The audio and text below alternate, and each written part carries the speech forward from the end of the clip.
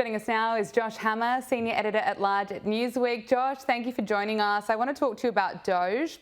We are just seeing the ugliest attacks against Elon Musk, and it's amazing to see what people are actually protesting against.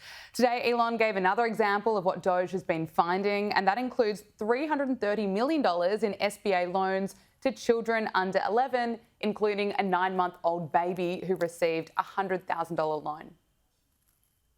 A clear case of fraud was with the Small Business Administration, where they were handing out loans, $330 million worth of loans to people under the age of 11. I think the youngest, Kelly, was a 9-month-old who got a $100,000 loan. That's a very precocious baby we're talking about here. How dare Doge expose this? I suppose this is what the left want to see more of. Yeah, I mean, just giving away money, as if it's just like a piece of paper or a pencil or some sort of widget to give away. I mean, what could possibly go wrong here? I mean, on the one hand, it's really just darkly hilarious, isn't it? I mean, that this is the kind of thing that's been going on for God knows how long. I mean, who knows when these programs even started? Was it Joe Biden? Was it Barack Obama? Was it sometime even further in the past there? On the other hand, it really does underscore just how utterly inane and frankly perverse the dramatic, massive left-wing opposition to Elon Musk is.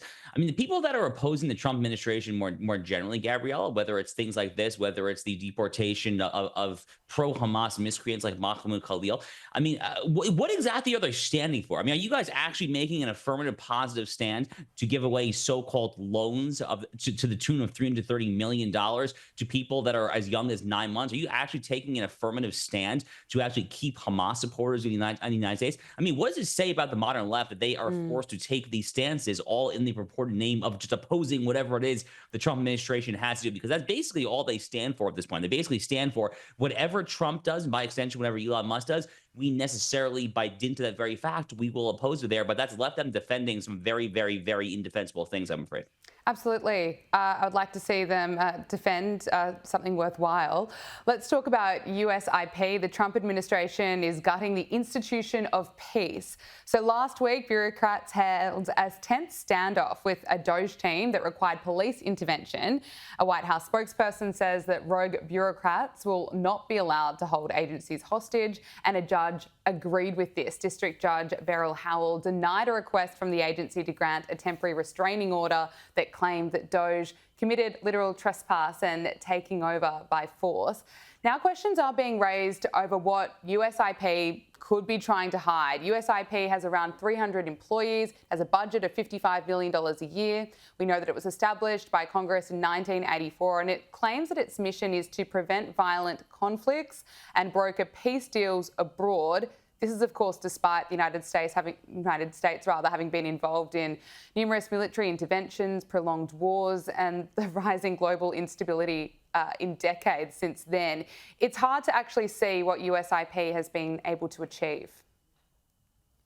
Well, it's funny that they only have a budget of $55 million or whatever the exact number is, because if you actually drive by the U.S. Institute for Peace, and I've driven by it any number of times, it's located right on Constitution Avenue. It's literally right off the National Mall. So if you've been a tourist in Washington, D.C., you're driving down Constitution Avenue, you're driving down Main Justice and the Federal Reserve, and then you see this mysterious building, U.S. Institute of Peace. What in the world is this there?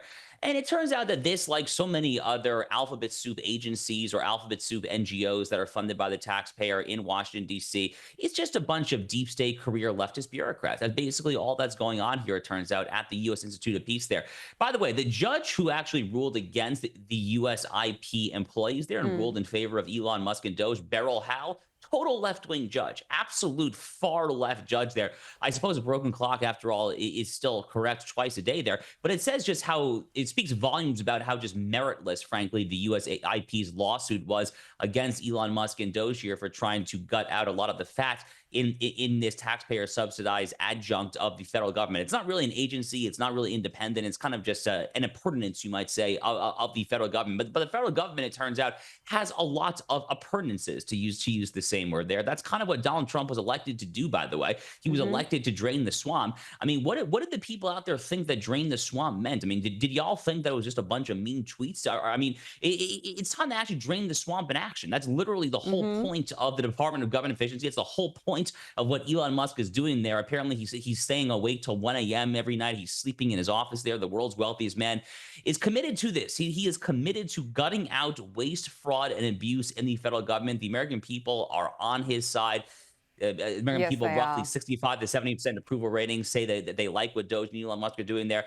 It is slush funds. It is taxpayer subsidized career leftist bureaucrat slush funds like the USIP that are on the wrong side of the American voter. And yet again, Gabriella, we see that the left is forced to defend a fairly indefensible position, a position, mind you, that, as I just said, even a very left-wing judge like Beryl Howell actually ruled against. I want to talk to you about accused pro-Hamas supporter Mahmoud Khalil, who you mentioned earlier. We're learning more about him, this detained Columbia University protester. The New York Post is reporting today that he hid his ties to UNRWA on his visa application. As we know, UNRWA was rightfully stripped of tens of millions of dollars in federal funding after it was revealed that several staff members took part in the October 7 terror attack on Israel. So over the weekend, lawyers for the DOJ lodged new accusations against the anti-Israel campus protest leader in court papers, arguing that they should be grounds for deportation. What's your reaction to this? Well, if you are lying on a U.S. visa application, period, full stop, end of story, that is sufficient grounds to deport you. Frankly, you actually don't even need that. I mean, that is actually above and beyond what is required under our law in order to deport someone. You know, the Mahmoud Khalil story, I sometimes find myself just kind of pinch myself to make sure that we're actually really debating this. This guy is a genuine apologist for Hamas. This is a guy who has praised armed resistance, aka violent jihad, against the Jewish people, against the Jewish state of Israel there. This is someone who was one of the student leaders of the vandalism, the anarchy at Hamilton Hall at Columbia University last year. He was one of the student negotiators there. This is someone who has been closely involved with CUAD, Columbia University Apartheid Divest, a student organization that literally puts on their social media feed, "We seek to eradicate Western civilization." Well, okay, thanks for telling us there. If you're here in a visa, bye-bye. Look, there was an unbroken string of U.S. immigration law going back since the origins of the Republic, going back 250 years, that it is inherent in the principle of national sovereignty that any alien, whether legal or illegal, can be removed at any time for any reason. There is no such thing as quote-unquote due process when it comes to aliens. This is a key point, actually.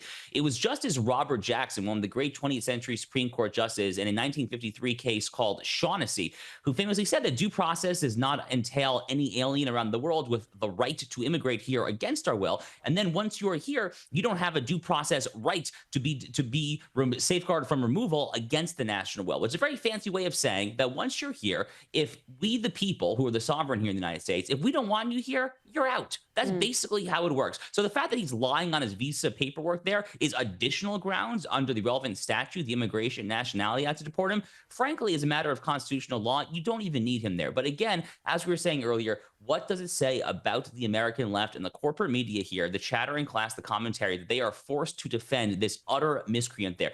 This is not just an 80-20 issue, Gabriella. This is probably closer to a 90-10 or a 95-5 issue. The American people want miscreants like this jihadist thug gone, and God willing, gone he shall be. Well, we're sadly seeing more anti-Israel protests here in Australia. In Melbourne over the weekend, there were more anti-Israel demonstrations held, and they were as vile as ever. Protesters were caught on camera chanting, "All Zionists are terrorists," as they marched through the city.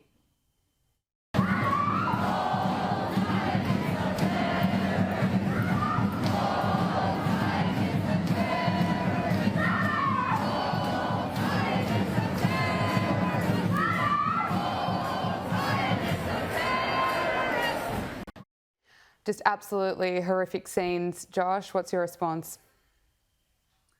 Well, unfortunately, this has been pretty common since October 7th, 2023, and it's probably not going to end any time tomorrow. Look, one of the things, Gabriella, that I call for, I actually have a brand new book on this. You and I discussed this last time, called "Israel and Civilization: The Fate of the Jewish Nation and the Destiny of the West." And one of the things that I urge all of Israel's supporters and friends all throughout the world, Jews, Christians, frankly, even pro-Israel Muslims, whatever you are there, you have to make the case for Israel in moralistic argumentation. For far too much of my lifetime, Gabriella, I've seen the nominal pro-Israel side speak in very kind of mundane, really kind of watered down terms. They just say, we just want to exist, or we just want peace, or we just want two states. And then a lot of very young, impressionable people there, frankly, a lot of kind of less religious people who don't otherwise have meaning in their lives and are looking for something to fill that vacuum of meaning there. They're naturally attracted to the quote unquote pro-Palestinian side because they actually present a moral argumentation. Now, it's very immoral, but they at least speak in moral terminology when they speak of things like occupation or things like Nakba, which is their way of referring to Israel's righteous war for independence in 1948 there. They're making morally charged terms. And my call in the book and just in my general commentary for a long time now has been, for the pro-Israel side, you guys have to make morally charged argumentation as well. Talk about going back thousands and thousands of years, how the Jews are actually indigenous to this particular land there. The Jews were in the land of Israel for literally thousands of years before there was a single, before Islam was created as a religion there. More so than that there, just make the straightforward case that whether it's Australia, whether it's the United States, or whether it's any other Western or Western-style country there, the West is stronger when there is an emboldened and empowered Israel there that is able in an unfettered fashion to take care of its own neighborhood and to secure and patrol it in a way that redounds to Western civilization's interests. There is no compelling national interest whatsoever for a country like the United States or Australia to support a quote unquote two-state solution, which means carving up a new Muslim terrorist state in the heart of the Middle East. They'll become a new Iranian launching pad for terrorist attacks. There's no national interest in that whatsoever there. So whether it's explaining that in concrete terms, whether it's making an actual moral argument about the inherent beauty actually of Zionism, a term that has been so utterly ridiculed in recent years for garbage reasons, it's nothing less than the Jewish people's right to self-determination in their own ancestral homeland. It's a very straightforward, I would argue, beautiful concept. So make these arguments, though. Don't just let these other guys, these thugs, just take over the streets and then get away with their narrative. It's time for the pro-Israel side to step up and start waging their own loud arguments that are not obnoxious, but they have the benefit of being grounded in truth. Israel's military is expanding its ground operation across the Gaza Strip, and the Defence Ministry says that it has killed Hamas's new Prime Minister in a precise strike. Now, this, of course, comes as talks to stop the fighting and release the hostages completely stalled. At least, Josh, we are seeing Hamas, it's continued to be weakened. Yeah, the next time Hamas advertised for its prime minister job, they probably should put in the job description, unclear of how long the job duration is, right? I mean, they've cycled through a bunch of these guys ever since October 7th there. Hamas only has itself to blame, Gabriella, yet again, for the fact that its leaders are being killed. Hamas only has itself to blame, period, full stop, end of story, for the entire state of Gaza since October 7th. They were the ones who slaughtered 1,200 Israelis on that day. They were the ones who took hundreds of civilians hostage. Every single innocent person who has died, every single person is solely morally attributable and indeed attributable in the international laws of armed conflict to Hamas there. So they could have easily extended this ceasefire, though. If they had actually just agreed to the terms that Israel and the United States under Special Envoy Steve Witkoff, they had terms that they could have easily agreed to, such very basic things as, give back the hostages, that you absolute monsters, you human scumbags have been hiding in your terror tunnels, have been tormenting, have been just generally acting against humanity in the most core vicious way for the past year and a half there. Hamas had every opportunity to extend the ceasefire. They have refused to do so, and God willing, they will reap the rewards of it. The key question, Gabrielle, is whether or not Prime Minister Netanyahu and the IDF are actually prepared to finish the job this time. That is really the key question. I don't think that the Israelis have any other choice but to finish the job. They announced at the onset of this war that the eradication of Hamas was a war aim. Anything less than that will therefore be a failed war effort. So I think that they have no choice but to finish this conflict. The good news as an American is that it seems like Donald Trump fully supports that goal as well. It is. Trump's administration firmly stands with Israel, and we like to see it. But I want to talk about what is going on in the United States, talking about politics. The younger generation is becoming more conservative. We saw in the election last year, it was a political earthquake. It was the young people who went from being the most progressive to the most conservative in really a short period of time. Here's this analysis on a New York Times podcast. But if you look at this chart among white men who were 75 years old, supported Kamala Harris at a significantly higher rate than white men who are 20 years old. That's exactly right. That's a real shift. It is a real shift. This is the thing I am the most shocked by, I think, in the last 4 years, is that young people have gone from being the most progressive generation since the baby boomers, and maybe in some ways more so, to becoming potentially the most conservative. So Democrats are getting destroyed now among young voters. That's right. Josh, what do you put this down to? Are younger people becoming more conservative, or is it just that the left has just gone far too extreme? Well, I think that there are two things here. One is that young people in America have grown up in the shadow of a lot of failures, unfortunately. They've grown up in the shadow of multiple failed wars overseas, whether it's Iraq or Afghanistan. They've grown up in the shadow of an ever-escalating and skyrocketing national debt.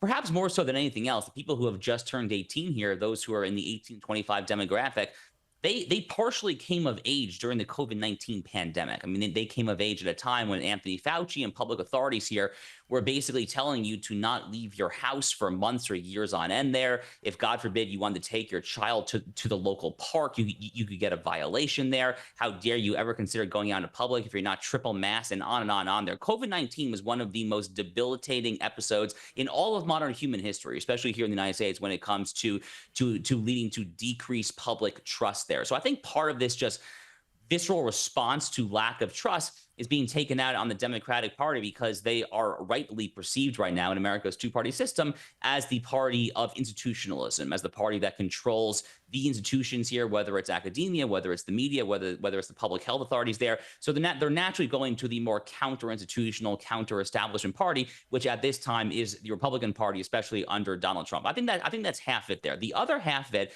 is that Donald Trump as an individual, just as a cultural icon there, is leading a cultural movement. The same way that Barack Obama led a cultural movement back for impressionable teenagers and 20-somethings back in 2008. Back then, the slogan was hope and change. A lot of young people voted for the Obamas. We all remember that poster, the blue and red poster with kind of the faded image of Barack Obama there. Well, MAGA actually, in kind of a weird way, actually is the equivalent of that in this particular decade. Donald Trump is absolutely leading a movement. The red MAGA hat is basically the closest successor to that hope and change poster back from 2008 there.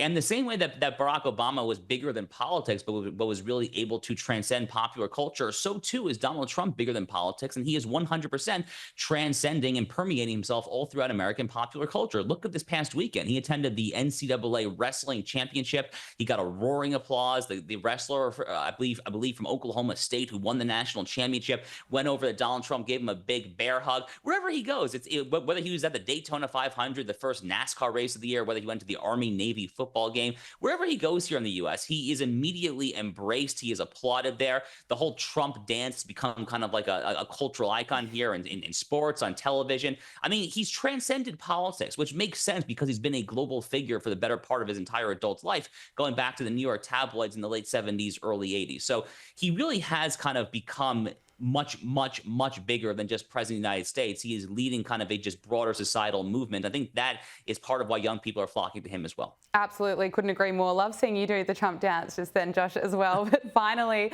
before I let you go, I didn't think we'd be agreeing with Bernie Sanders today, but he's actually making sense. He was asked about Donald Trump on ABC News and admitted that nobody thinks illegal immigration is a good thing. Is there anything that you think Trump has done right? Yeah, I mean, I think cracking down on fentanyl, making sure our borders are stronger. Look, nobody thinks that illegal immigration is appropriate. Wasn't expecting that, but credit is, where credit is due. He's right.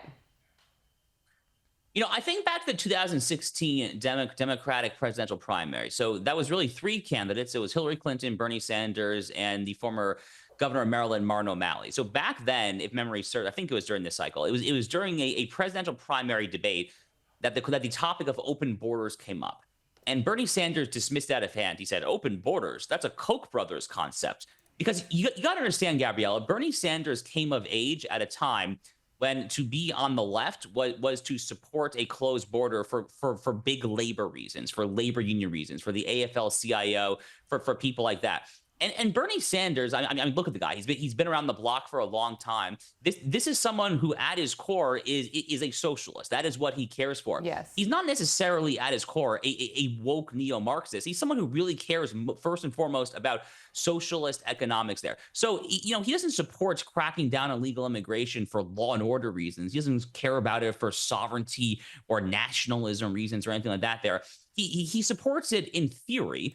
I guess in theory, because in practice, I'd have to see what kind of legislation he would actually support, right? But in theory, I guess he's mouthing off rhetorically support for this because these are kind of his old socialist, closed border, you know, hike the wages of the working class talking points going back to the 1960s. I'm not belittling that, by the way. I happen to also agree with trying to spike the wages of the working class there. I support a more restrictionist immigration paradigm as well there.